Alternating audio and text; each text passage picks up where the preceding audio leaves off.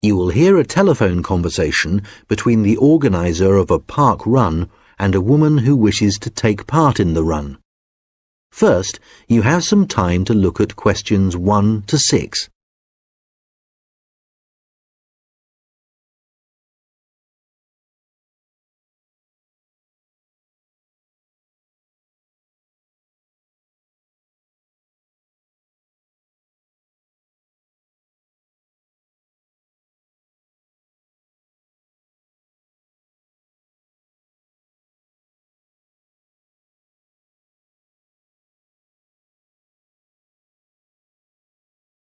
Good morning, Dave Smith speaking. Hi, could I speak to the organiser of the Preston Park Run? Yes, that's me. Great. I was talking to some friends of mine about the run, and they suggested I contact you to get some more details. Sure. What would you like to know? Well, they said it takes place every Saturday. Is that right? Yes, it does. Okay, great. Do you know where the park is? Oh, yes, I've been there before, but it's quite big and I'm not sure where to go. Well, there's a circular track that goes right around the park. The run starts at the cafe, goes past the tennis courts, then twice around the lake and finishes back where it started. Okay, and what time is the run? Well, the actual run begins at 9 a.m, but the runners start arriving at about 8:45. Okay, so I need to get up early Saturday morning then. And how long is the run? Well, it used to be 3 kilometres, but most people wanted to do a bit more than that, so we lengthened it to 5 kilometres. We now go round the lake twice, and that adds an extra 2 kilometres. Right. Not sure I've ever run that far, so I'd better start doing a bit of training. That's a good idea. But it's not a race, it's really just for fun. And the best thing would be to take it easy the first few times you do it, and then see if you can gradually improve your time. Is the run timed then? How do I know how well I've done? When you cross the finish line, you'll be given a barcode, and you take this to one of the run volunteers who will scan it. Then you can get your time online when you go home. Oh, I see. You collect all the results. Exactly. I see. That's great. So, how do I register? Well, there are several ways. I could take your details over the phone, but it's much easier if you do it using the website. Okay, good. I think that's probably all I need to know for now. Oh yes, does it cost anything to register, or do you collect money each week? Well, it doesn't cost anything to register, but we do charge for the run. In fact, we have just increased the charge to £1.50. It used to be £1, but because we were making a bit of a loss, we have had to increase it by 50p. Okay, thanks. I think I have enough information on taking part in the run. Before you hear the rest of the conversation, you will have some time to look at the questions 7 to 10.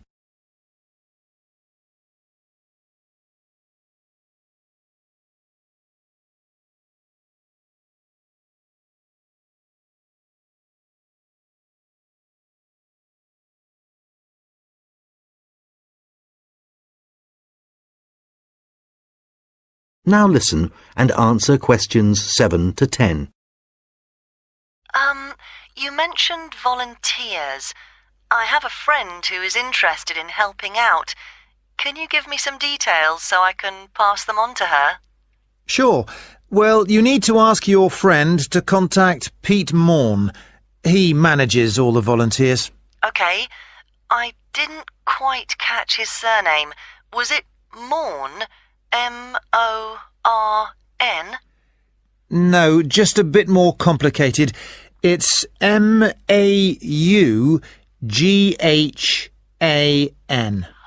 Right, thanks. And Could you give me his phone number? Yes, just a moment. It's here somewhere. Let me just find it. I've two numbers for him. I think the one that begins 01273 is an old one. So use this one.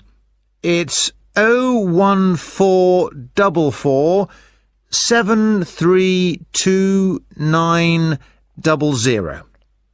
Okay, got that. Can you tell me anything about the volunteering? Like what kind of activities it involves? Sure. Well, we need volunteers for basic stuff like setting up the course.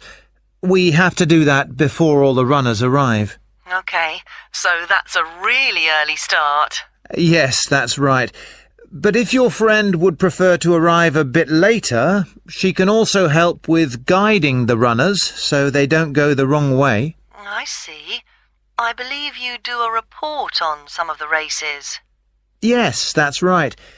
In fact, we do a weekly report on each race, and we always try to illustrate it. Okay. Well, my friend really likes taking photographs. She's just bought a new camera. Actually, that would be great. I don't know whether Pete has anyone to take photographs this week.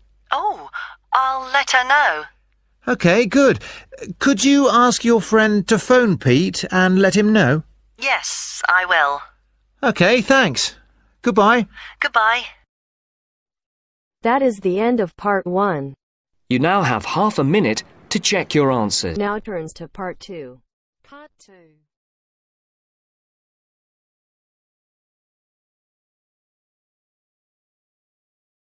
You will hear a recorded message about a bus tour. First, you have some time to look at questions 11 to 14.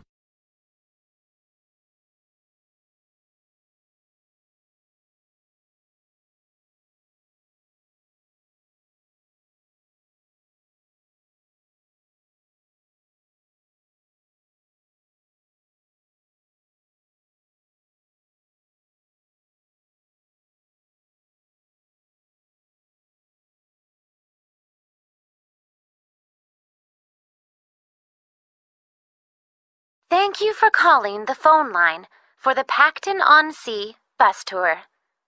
This is a recorded message lasting approximately 4 minutes, and it provides general information on the town bus tour.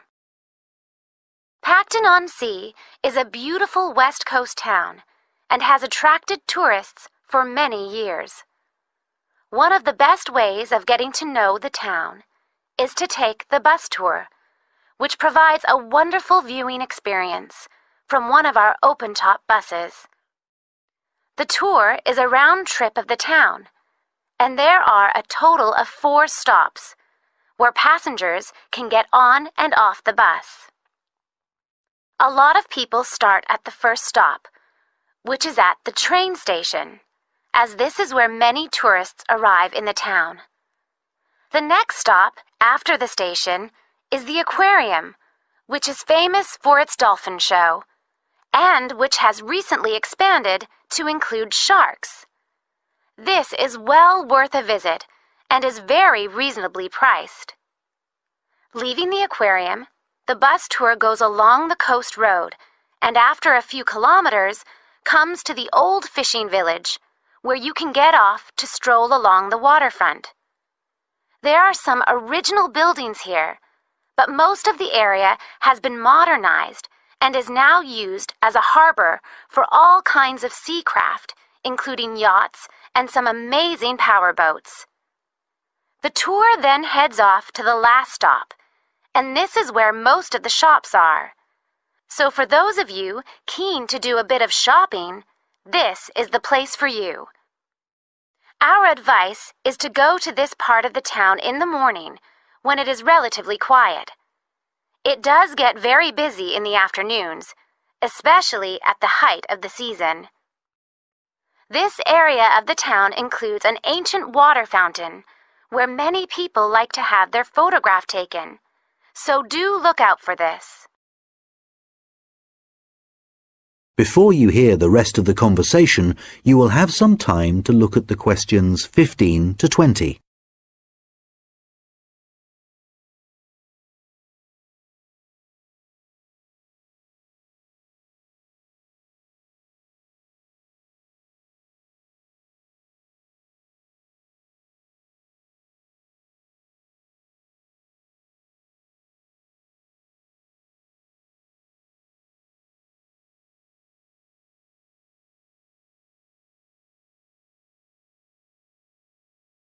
Now listen and answer questions 15 to 20. Now, some details of the costs and timings. A family ticket, which includes 2 adults and up to 3 children, costs $30. An adult ticket costs $15. Children under the age of 15 are $5, and student tickets are $10, as long as you have a student card. All tickets are valid for 24 hours, which means that you can get on and off the bus as many times as you like within a 24-hour period. So you could, for example, start the tour in the afternoon and complete it the following morning. The first bus of the day leaves the station at 10 a.m., and the last one of the day leaves at 6 p.m. Buses leave every 30 minutes, and each tour takes a total of 50 minutes. There are many attractions at each of the stops, so wherever you get off the bus, there will be plenty to do. The bus tour tickets do not include entrance to any of these attractions apart from the museum, which is located near the aquarium. Some buses have local guides who will point out places of interest and will provide information on the town. However, we cannot guarantee that every bus will have a guide, and so we also have an audio commentary that has been specially recorded for the bus tour by the tourist office. Headphones are available on the bus, and these are easy to operate. There is no extra charge for these. Just plug in, select the required language, and adjust the volume. Due to the winter months being rather cold and wet in Pacton-on-Sea, the bus tours only operate from March to September. The weather is usually warm and sunny during these months, so remember to bring some sun protection, especially on hot days. And of course, it does occasionally rain here in the summer, so if the weather looks bad, remember to bring some rainwear. The bus tours are available no matter what the weather. At the height of the summer, the tours can get very busy, so you are advised to book. You can book tickets online, over the phone, and also at the station, and at any of the other tour stops. When booking over the phone, you can collect your tickets at any of the stops at the start of your tour.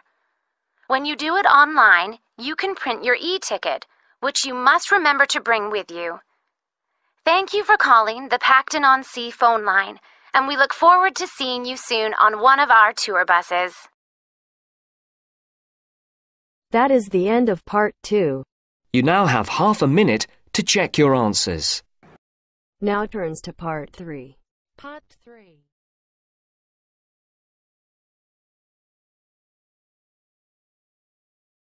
You will hear a conversation between an admissions officer and a manager from the university's technologies department. First, you have some time to look at questions 21 to 26.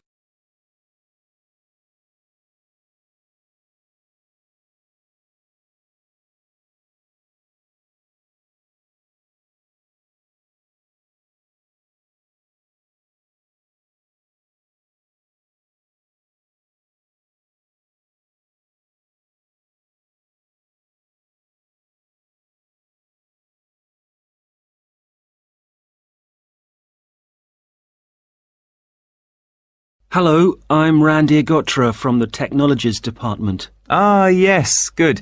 I'm Dave Hadley. Thanks for coming to see me. That's okay. I believe you want us to do some work for you. Yes, that's right. I'm responsible for student admissions to the college, and I use a computer system to help process student enrolments and to do the timetabling. But it really doesn't suit the way we work these days. It's over 10 years old, and although it was fine when it was first introduced, it's just not good enough now. OK, what problems are you experiencing? Well, 20 years ago, the college was quite small, and we didn't have the numbers of students or tutors that we have now. So the system can't handle the increasing volumes? Well, there's a lot more data now, and it sometimes seems the system has crashed, but in fact, it just takes ages to go from one screen to the next. Right.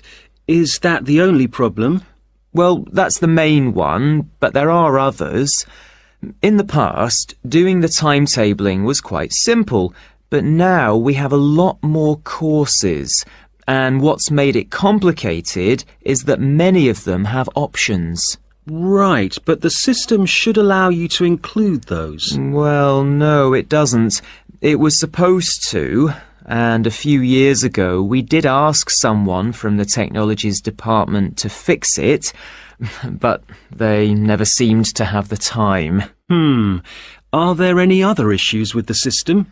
Well, I've been given extra responsibilities, and so I have even less time to do the timetabling. If there was anything you could do, Randir, to make the process more efficient, that would be really helpful. Well, it sounds like you could do with an assistant, but that's obviously not possible. So what about having an online system that students can use to do their scheduling? How would that work?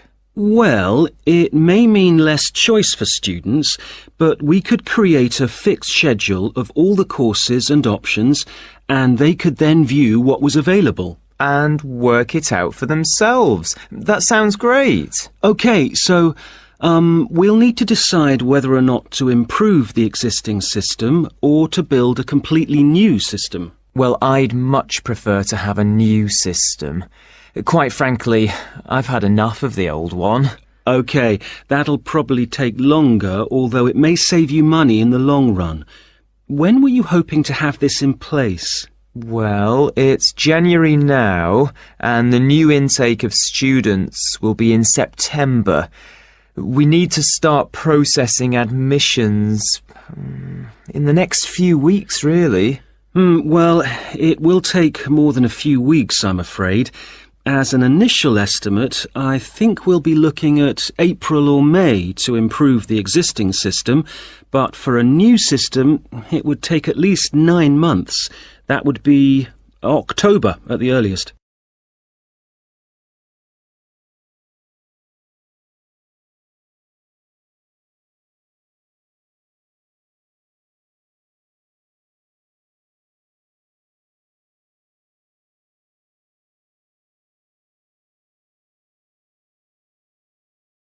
Now listen and answer questions 27 to 30.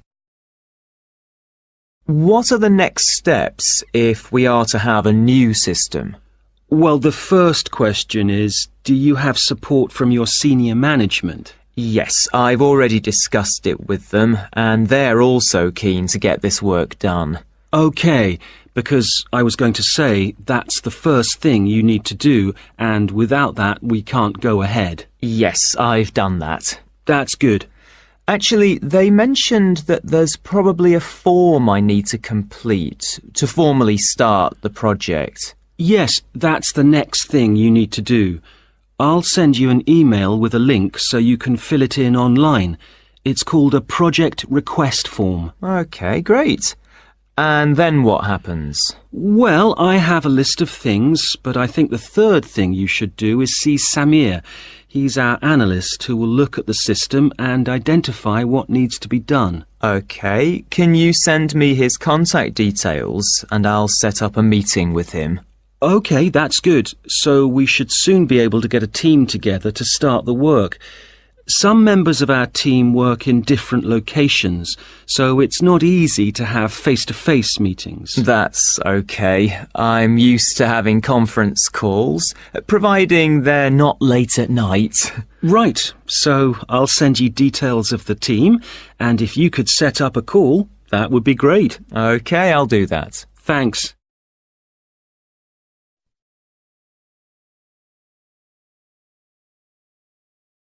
That is the end of part 3.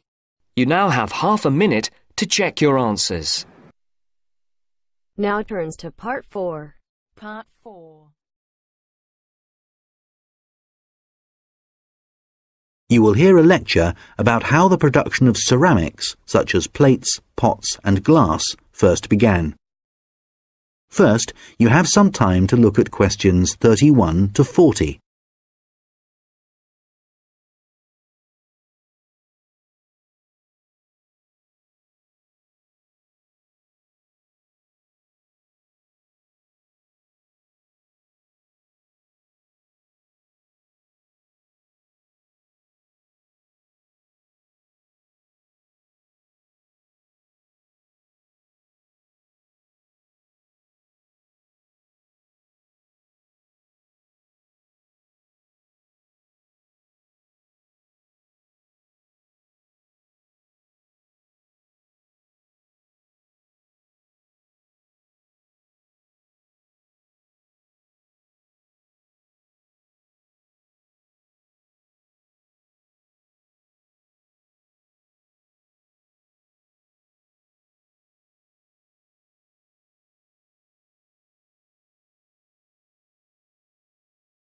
Now listen carefully and answer questions 31 to 40.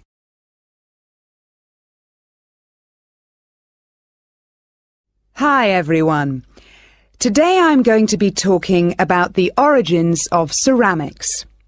So first of all, let's start off with, what is a ceramic?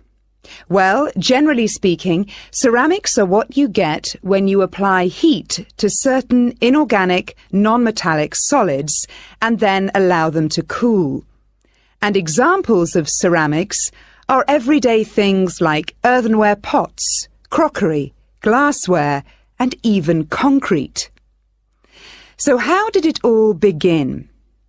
Well, it all started around 29,000 years ago, when humans discovered that if you dig up some soft clay from the ground, mould it into a shape, and then heat it up to a very high temperature, when it cools, the clay has been transformed into something hard and rigid. And so what did those first humans do with their discovery?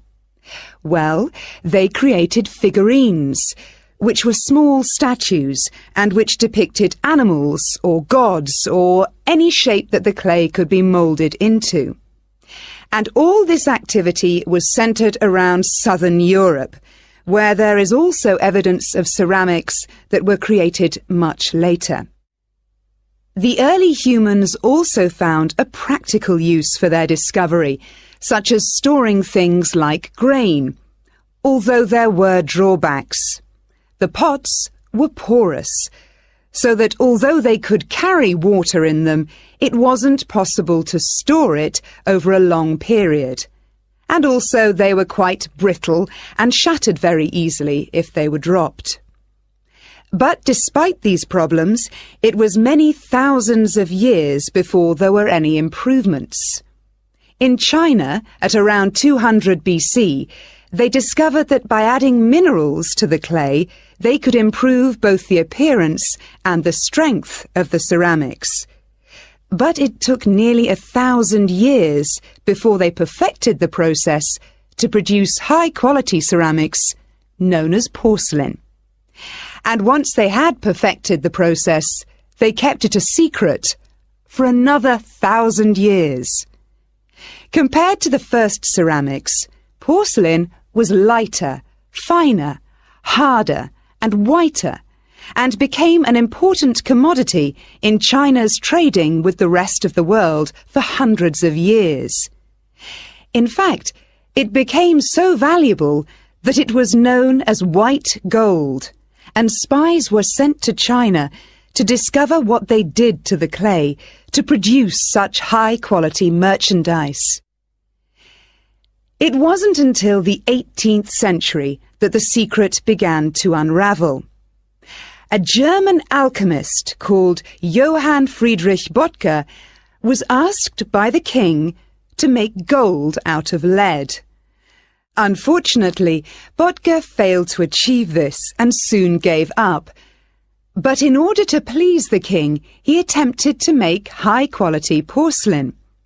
And after many years of experimentation, he discovered that by adding quartz and a material called China stone to very high-quality clay, he managed to get the same results that the Chinese had been achieving for the last 1,000 years.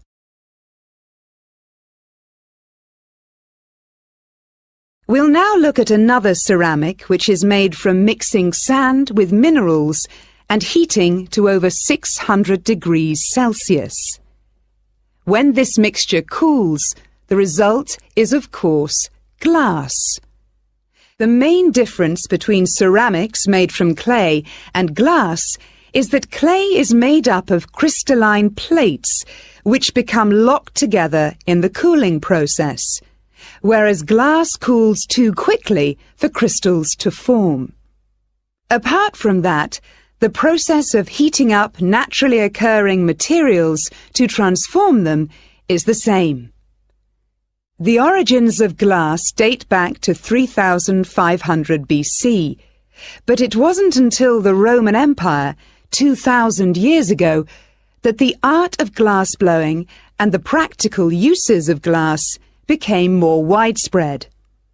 One of the more innovative uses was to use it in windows, as up until then they had just been holes in walls. It must have been very drafty in those days. The Romans were also responsible for inventing concrete, and although the origins are uncertain, experts think that this is largely due to the high level of volcanic activity in the area. The Romans observed that when volcanic ash mixes with water and then cools, it gets extremely hard and almost impossible to break up. The chemical reaction that follows is very complex and continues for many years, and the concrete just keeps getting harder. Evidence of this are the numerous Roman remains that are still standing, many of which are almost completely intact. One of the most important facts about concrete for the Romans was that it can be created underwater. As the Roman Empire grew, the Romans needed to take control of the seas, and for this they needed to build harbours capable of holding a fleet of ships. Pouring concrete mixture into the sea immediately started the hardening process, and rather than just dissolving in the mass of water, the substance was tough and long-lasting. This strange characteristic of concrete made a significant contribution to the success of the Roman Empire.